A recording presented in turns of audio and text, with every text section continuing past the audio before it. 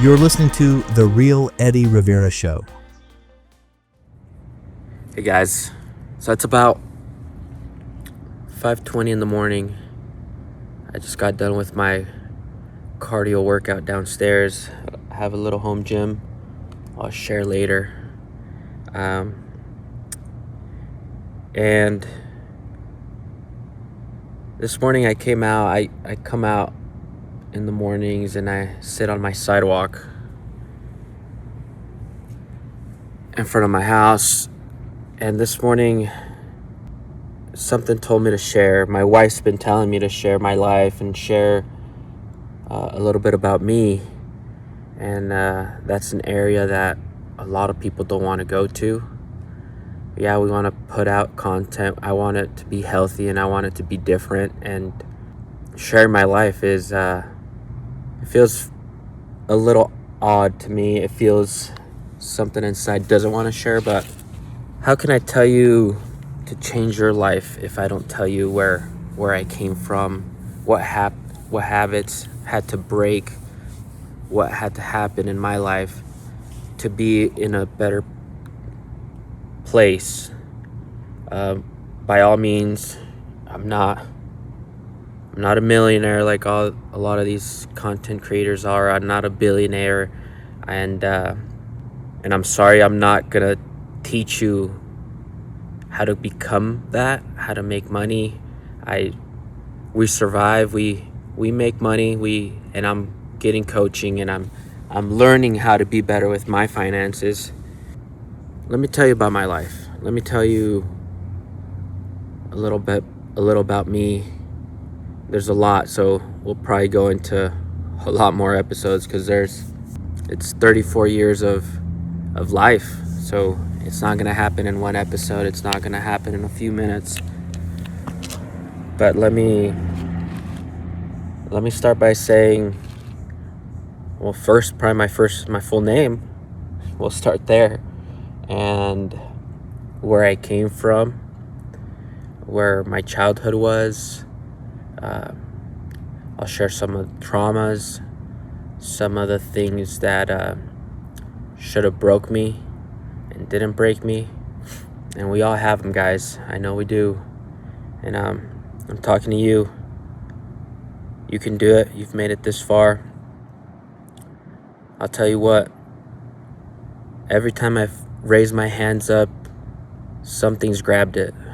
My God has grabbed my hand. Every time I said, and I mean raise it up and hold on and say, God, grab me and pull me out of this. He has.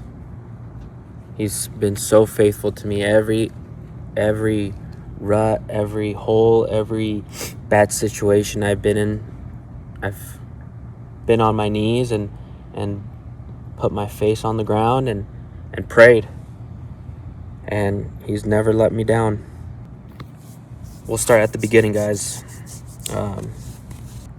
So I'm from Chihuahua. My family's from Chihuahua. That's where I was born. That was where the first year and a half of my life was spent. My parents, they sold hamburgers on the weekends, and they're pretty good selling food. They did good for themselves. But the recession, the economy just flipped. Chihuahua got really dry. There wasn't no water, and hamburgers weren't selling. They were throwing away hundreds of patties because people weren't going out to dances. So they used to sell hamburgers at events, not just during the day. They would make sure they picked a good town with a good event that was going on, and they would go out and sell hamburgers. And my mom was a teen mom. My dad's about 6 years older than my mom, so he's always been a grinder. They had to find different means, so they decided to come to the United States as illegal immigrants. Of course, it was hard to do it the right way, right? And it's still hard to do it the right way. But so it was myself at 1 year old and my younger brother, months old. I'm gonna guess about 6 months old. So you got these teenage girl and this young man carrying their children across the border, which the story is the same for a lot of us. And they came to the United States, and we lived with one of our aunts in a trailer park. Eventually, my mom and dad purchased their own trailer. We moved into there, and not that long ago, about a month and a half ago, I asked my dad the question, which I'm going to release a whole podcast on that, guys. Listening to your parents tell their story, it's just so,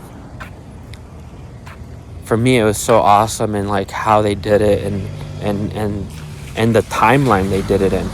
So they moved here not knowing the language, not having status, not having a job, and a few months after moving here, they purchased their first home. And a few years after that, so the timeline goes 93 is when we first moved here, and then we went back for a few months and came back. But from 93, when the first time we came to 2001 is when they purchased property, a house with some acreage. And that's amazing to me. That's totally amazing, because you're illegal, you don't know the language, you really, it's just amazing how that generation was hungry to just have something, have better. So we're talking about 6 years they purchased a nice home, and within months my dad built the pole barn. But they've always been grinders. They've always been about working. They've always been about just providing financially, because there was a little lack, and I don't blame for them. God bless my parents. There was a little emotional lack, some more presence, because I'll tell you guys, my brother and I didn't have summers. We would prefer to be in school, even though we didn't like to study and really learn. We would prefer to be in school than be out there working. So at 10 years old, my parents would take us out to do concrete work. My parents, before 2001, my dad became to be a form setter, which he built basements for a person. That entrepreneur mindset, that I want more mindset, kicked in, and he bought his own forms, not knowing how to read plans. Again, not knowing the language. He still doesn't know the language. He communicates pretty well, I'll tell you that, but does not speak English. He bought his set of forms. They got a house, and it's like so much growth, and within 10 years, that it's amazing to me. So we didn't have summers. We would work with our parents, and they always, if they taught us one thing well, is how to provide, how to make money, how to go out there and grind, wake up early, and go work all day.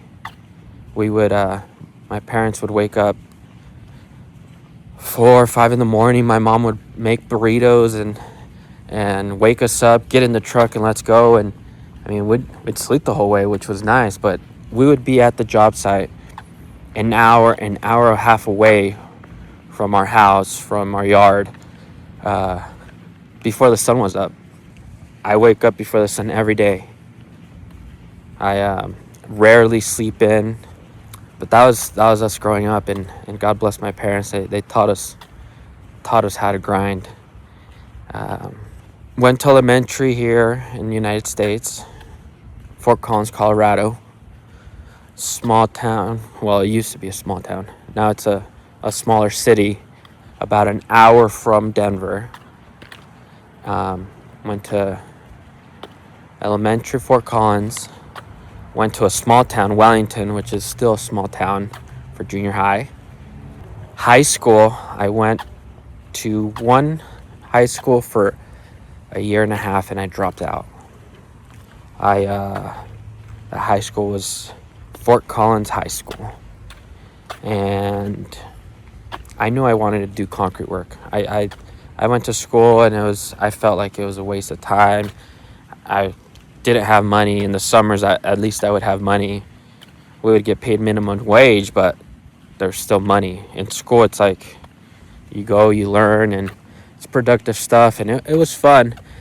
And if there's one thing I regret is not doing sports, not being more involved.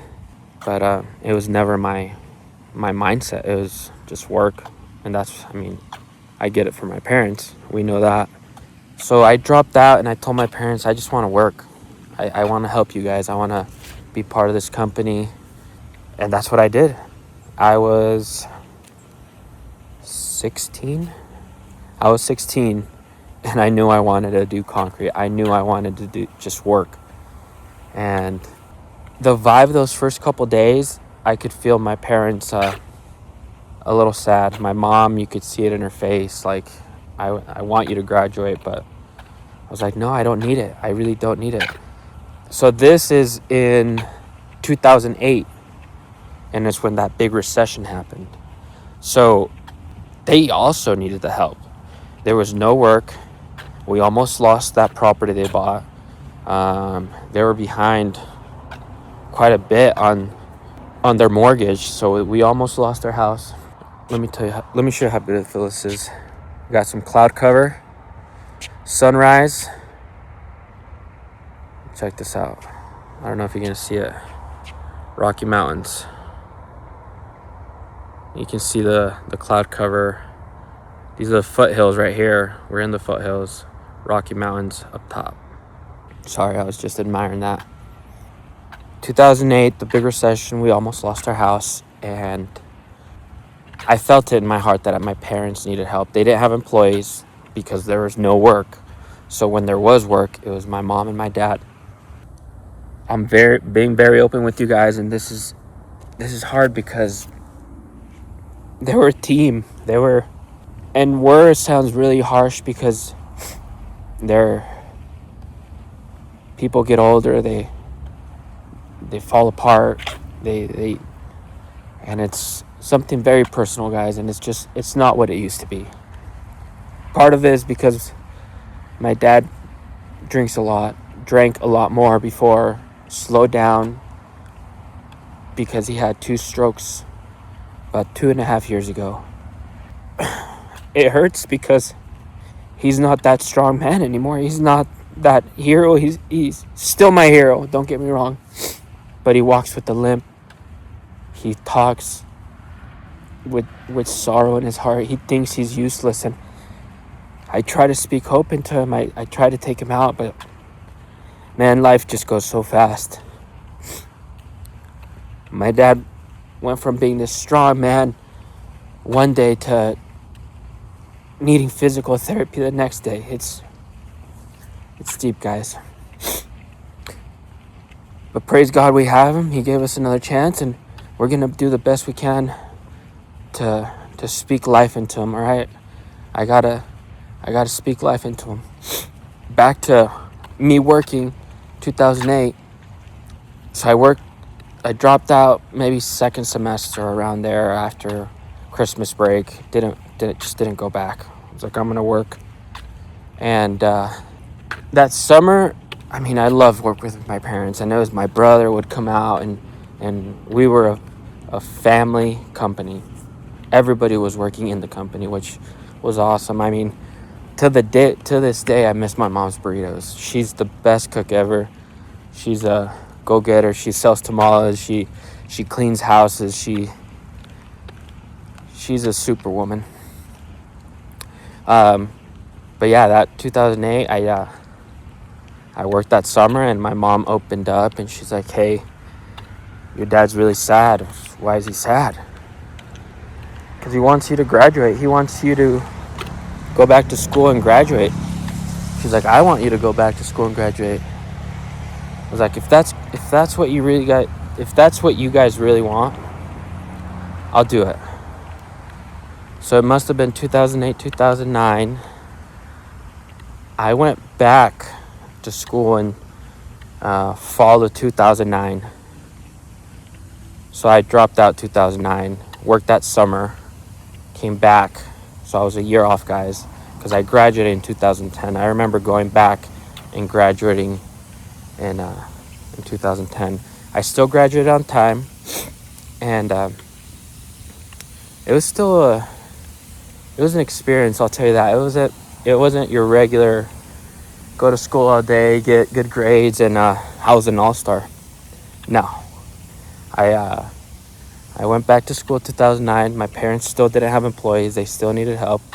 And Rocky Mountain High School. I went back to Rocky Mountain High School because I told my mom, all right, I'll go back, but I don't want to go back to Collins. I'll go back to the school of my choice, and I'll graduate. So we pulled some strings, got me into a different high school. If you do the math, I only went to high school, technically, 2.5 years. So I'm pretty smart, I'll say. I graduated early with dropping out and everything. Just kidding, guys. School's important. I wish I did a little more. Maybe some financing, some tax stuff, some business managing. But yeah, I went back to Rocky Mountain, and I tried the whole day thing, and my parents still needed help at work. So it was like, we either pay the bills or I graduate. So I started missing class again. I remember a science teacher, and I was just thinking about her this weekend.